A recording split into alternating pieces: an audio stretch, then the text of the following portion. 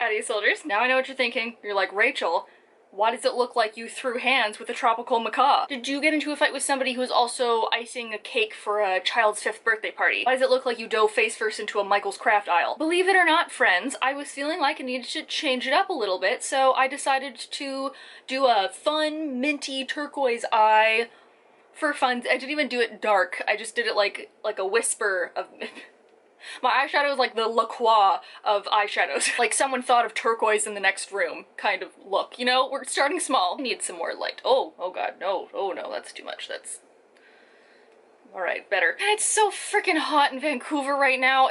It's hotter in Vancouver than it is in LA. That's... No, I don't like that. Take it back. Though just like in last year's mid-year book freako tag, I am sort of a sweaty mess right now, but I'm having a much better time than I was last year. Like, I was listening to some Doja Cat, playing with some new finger paint, and I'm drinking a delicious glass of juice. Totally not gin. Like, I just wanna, you know, go through a mid-year book freako tag, because that's fun. I've been seeing it all over TikTok recently, and that's made me get my ass in gear to film this video. So, without further ado, maybe grab a drink, grab a snack, and buckle up, bestie. Let's do a mid-year book freako tag. Let's start the video before my eyebrows melt off. Number 1 of this tag is to talk about your favorite book of 2021 so far. I caught that. You saw it. Mine, without a doubt, is House of Hollow by Crystal Sutherland. This is one of the darkest, creepiest, eeriest, most atmospheric, unsettling books I have ever read in my life, and it is perfection. While I do enjoy a sexy fairy lord with an impressive wingspan, my favorite kind of fairy are the kind that will, like, curse you to dance until you die kind of fairies. This is about 3 sisters who, when they were young, went missing for a month in Edinburgh, and when they came back, their eyes turned black, their hair turned white, and the media devoured them. It's been 10 years, and all of them have their own various careers and personalities, although none of them will talk about what happened to them when they were children, and suddenly when one of the sisters goes missing once again, they all have to confront the terrifying month that none of them can remember. This is one of the scariest fairy worlds that I've ever read, and I know a lot of people will not like this because it is so weird, and there's a lot of extended metaphorical purple prose, but I happen to love that kind of thing, and this did it for me. And because it's my video, I want to do a really quick shout out to my other favorite book of this year. We're cheating, it's fine. It's my video, I can do whatever I want. You can't tell me what to do, you're not my real dad. That is Last Night at the Telegraph Club by Melinda Lowe, which is such a wonderful historical queer book about 2 lesbians in the 1950s San Francisco talking about underground queer clubs, the lesbian scene, and because our main character Lily is Chinese, goes into the racial prejudices and stereotypes that were affecting Chinese people in San Francisco in the Cold War. And she's also a scientist, so it talks about like women in STEM and feminism, and it's just this wonderful, like, oh my god. I've read some stuff by her before, I was like about it, but reading this, she has a new super fan. Second up on this tag is to talk about your favorite sequel of 2021, and considering that I read 3 sequels, it was a pretty easy choice. I raise a glass to Chain of Iron by Cassandra Clare. Second in her Last Hours trilogy, this takes place in an Edwardian London, focusing on Cordelia Carstairs, James Herondale, and the rest of the Merry Thieves. This is exactly what a sequel should be. This builds on what's already there, introduces new subplots, it builds on the subplots that are already there, and it eventually hypes you up for the 3rd book because, oh my god, what a cliffhanger. I also really appreciate how quickly this series is becoming 40% demons, 40% Shadowhunter politics, and 20% fashion. Chain of Gold was like okay, but Chain of Iron is actually one of my favorites that she's ever written. So, can't wait for the 3rd one. Third up is to talk about a new release that you haven't read yet but want to, and I just purchased the very beautiful The Library of the Dead by T.L. Hutu. Our main character, Ropa, has dropped out of school to become a ghost talker in the streets of Edinburgh, so she runs around delivering messages from beyond the grave, but then the dead start whispering to her that there's something magical afoot, and she finds this occult library and plays dice with death, and it sounds perfect. I'm honoring my Scottish roots currently as I drink this delicious gin. Actually, funny story about this is that the last time I was in Edinburgh, it was in 2019, and when you go into a restaurant, I'm expecting to always give ID because I look like I'm 16. And I'd order cider, and I would order wine, and I would always get ID'd, but when I started ordering gin, no one would ever ID me. I always had it ready to be like, hello, like legality is happening over here. But finally I asked, because it was like 4 or 5 times that they were just like, yeah, sure, gin. I asked one of the waitresses, like, why won't you ID me? Like, you could be serving like a 12-year-old gin. And she just looks at me and she goes, no one underage is drinking gin. Fair point. So yeah, Scotland doesn't mess around, and I'm excited to read about more ghosts in Edinburgh. Occult libraries? Sign me up for that shit. Right, that was the first time my camera overheated, so, you know, keep that tally. Number 4 is your most anticipated read for the second half of 2021, and I might be the luckiest girl alive because I got an advance copy of my most anticipated book for this year, and that is She Who Became the Sun by Shelley Parker Chan. Mulan meets Song of Achilles in a queer retelling about the founder of the Ming Dynasty. Sign me the hell up. I see this book and I suddenly turn into Ariana Grande from Seven Rings, where it's like, I don't mean to brag, but I be like, put it in the bag, yeah. When I see Tor's racks, they add up like my stacks, yeah. Don't put me down for karaoke anytime soon. Tor, you're the greatest, thank you so much. I'm so excited to have this in my hands, and this comes out actually in July. Number 5 might get me into a little bit of trouble, but it is your biggest disappointment of this year. And I'm really sad to say that, for me, it was What Big Teeth by Rose Sabo. Look, I wanted to like this so badly. It's this monstrous gothic about this girl who has an incident at her private boarding school and is sent home to this gothic mansion in which she was raised, and her family are all these different kinds of paranormal supernatural creatures, and with an arrival of a new family member, the townsfolk are starting to turn against them again. I did not connect with the voice. I thought that it was too distant, and I didn't really like the character development of the family. I felt like she kind of sporadically focused on people and there wasn't a good connecting thread for all of them. I wanted her to focus so much more on certain characters and then she just didn't. There were some really cool themes in here that I think she should have explored more. Like, there was so much potential to this and it didn't live up to my expectations. I'm really sad about it. Ooh, but this next one is going to be much more fun, and that is your biggest surprise. And my biggest surprise this year, for a multitude of reasons, is The Hollow Gods by AJ Rana. So back, like, some amount of time ago, the author Alex reached out to me being like, hey, I've seen you online, I think you're cool, do you want to review a copy of my book? And then I saw that it was a paranormal new adult thriller that was set in the forest towns of northern BC, which is where I'm from, and it has to deal with dreamwalkers and sort of werewolves and Serbian mythology, and I was like, if that's checking all my boxes, send that my way. And I read it, and it was really good, and I really enjoyed how morally gray our characters are, especially our main male character who's like sort of a love interest, and now Alex and I are like kind of friends. At least I think we are. Hi, I know you watch my videos. Like, DM me on Instagram, let me know if we're friends. So I would highly recommend that you go and check AJ Rana out. I know the sequel, The Echoed Realm, is coming out soon. Number 7 is your new favorite author, and that is a very difficult question. However, after giving it a good think, the person that came to mind is Lyndon A. Lewis, who is the author of First Sister. This was a kind of a new blank slate author that I picked up on a whim because it sounded cool, and I am blown away by the intricacies of politics and space colonization and queerness and gender issues that are in this book. So this follows First Sister, who is a comfort woman in space who is given to Captain Saito Ren as a gift, but also as a spy, and Saito Ren herself is a general that won this special battle in this space war against the Martians and the Earthers and the people on Venus and Mercury. But then Leto Lucius has this vendetta against Saito Ren for possibly killing someone he loved, but then it's like the government gets involved. Who's actually the bad guy? Whose side are we on? And then some queers in space, which, you know, I love my space gays. You know, just right, like Rachel loves gays in space. And then you take that to the bank and that check will cash.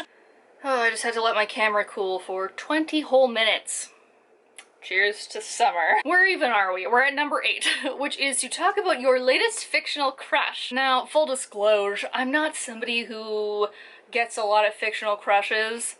That being said, Gil from The Infinity Courts by Kemi Dawn Bowman. Gil is a character that really stood out to me. I mentioned this all over my social medias, but if you don't know what this is, imagine if Siri took over heaven.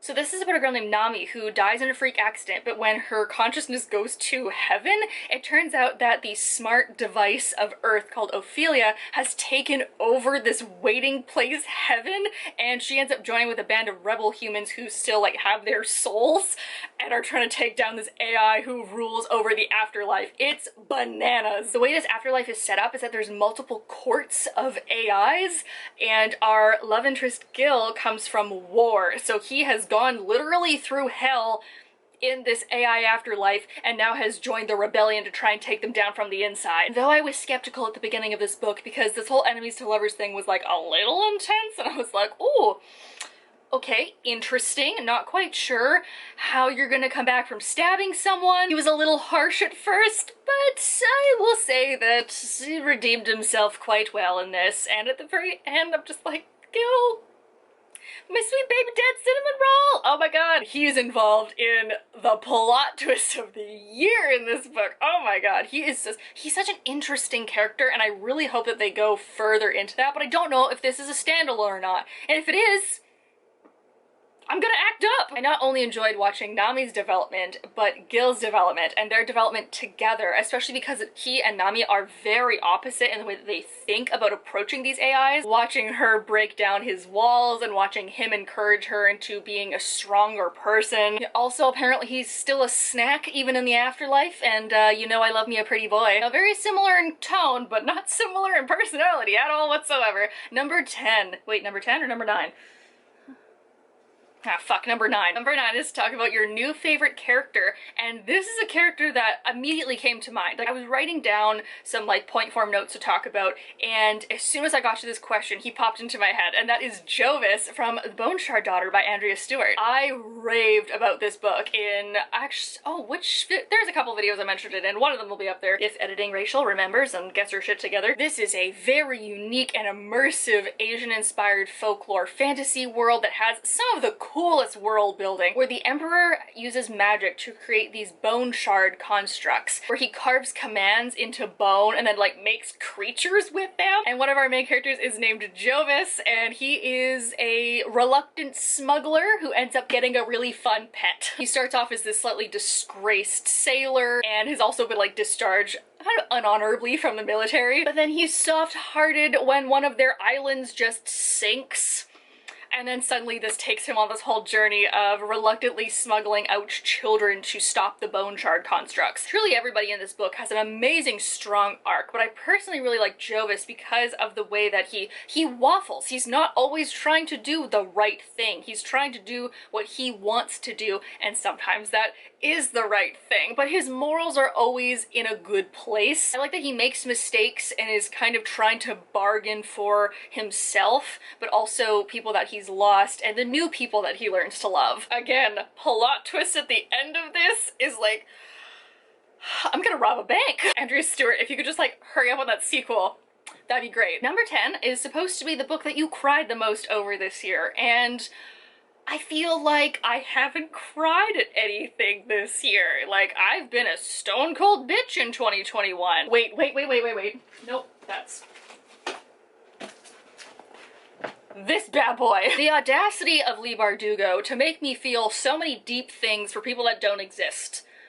A true magician. Golf claps for Leigh Bardugo. I have some flamin' hot opinions on this book. Like, I didn't love it as much as I thought I was going to. I thought there were some plot lines that kind of got picked up and dropped a little too fast, especially considering that this is a final end book, not only of the King of Scars duology, but kind of the Grishaverse as we know it. I know that there has been confirmed a third Six of Crows. I don't know how to feel about that yet. This book gets real dark.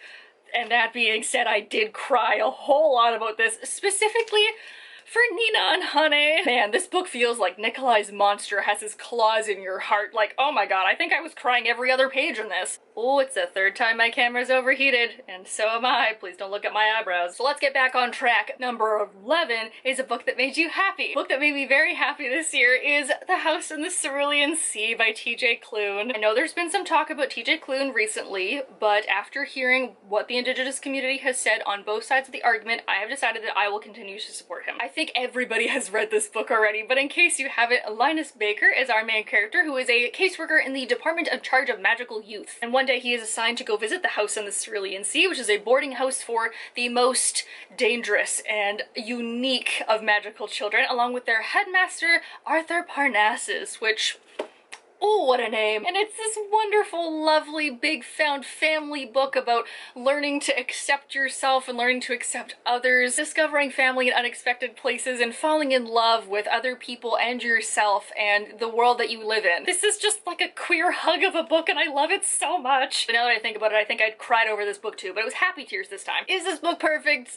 No. But is this book a book that made me very happy? Yes. Number 12 on this tag is your favorite book to movie adaptation this year, and truly, Was there any other answer? God, the Shadow and Bone series pulled a full 6 of prose and just stole my heart. This set the bar extraordinarily high for any other kind of adaptation, and I'm so happy watching this series. The detail that they put into this was mind-boggling. You could really tell that the cast did their homework on their characters and like wanted to be there, and everybody involved was so enamored by this universe, and it comes across on film so beautifully. The costumes, the magic, the swagger of all of these characters coming to life on screen was so wonderful. And while yes, there are certainly issues with it, and it's particularly behind the scenes, it seems like they are trying to remedy that. I'm not sure how much of that is performative, but fingers crossed that this actually goes through and that they listen to the fans' feedback, because it just got renewed for season 2, and damn, I am excited. Okay, we got 2 more. Oh, alright camera, you can do it. Number 13 is to talk about the favorite review that you've left this year, and in case any of you didn't know, I do have a traditional book blog, which is linked down below. You know, it's wordpress.rachelsblog.blog. While I've reviewed so many on YouTube, we're gonna rein this in and just talk about the books that I've actually written like physical reviews for on that blog. So I want to talk about Lore by Alexandra Bracken. This is also one of the only ways that I could work this book into this tag, and I absolutely needed to, because damn, oh, January 2020 releases came out swinging with this baby. You know I love me some bloody Greek mythology, and Alex Bracken delivered. Every 7 years there is an Aegon, where the Greek gods come to Earth in human form, and there are multiple families of god killers, and they are all trying to kill one of these gods so that they can absorb their powers. Our main character, Lore, is the last of her family line, and when the new Aegon is announced, one of her childhood friends who she thought dead is surprisingly not dead, and a wounded god appears on her doorstep asking for help. This was fast, this was brutal, this was bloody as hell, and I really enjoyed that. And I think I said some pretty good things in my review, so check that out down below. I definitely made some joke about like making out after cutting someone's thumbs off, which like, hot, am I right? I actually don't answer that. There's something I never thought I'd have to specify not wanting in a relationship, but here we are. So if that sounds interesting, check out this book and then go check out that post. Oh my god, we're at the last question. We can do it.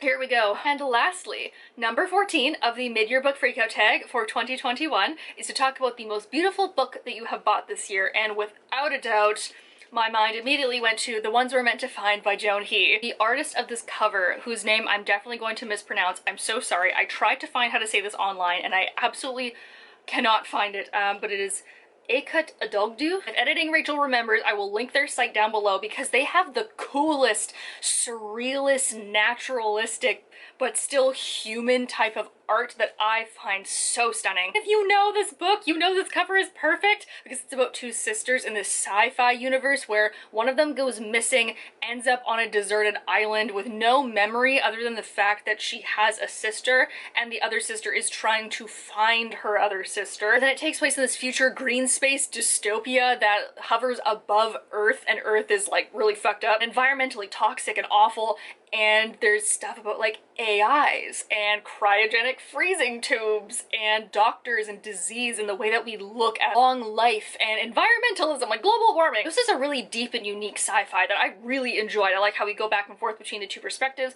and I love this cover. It is just, oh my gosh, it is so beautiful. It perfectly encaptures this book. And with that, we are done! I got my big fan going and I got my little fan going. It is way too warm in here. Oh my god, it's 9:30. My camera has overheated 4 times in today's video, hence why it's taken me over an hour and a half to film this damn thing. Hey, Vancouver, if you could just like close that portal to hell that you opened to make it this warm, that would be great. Like, I get it. I wear a lot of black, I have red hair, and collect animal bones. Like, it would seem like I would be right at home in hell, but my skin's too pale. I burn too easily. Please leave down below if you have your own answers for this tag, and I will also leave the questions that I just went over in the link below, the bio below.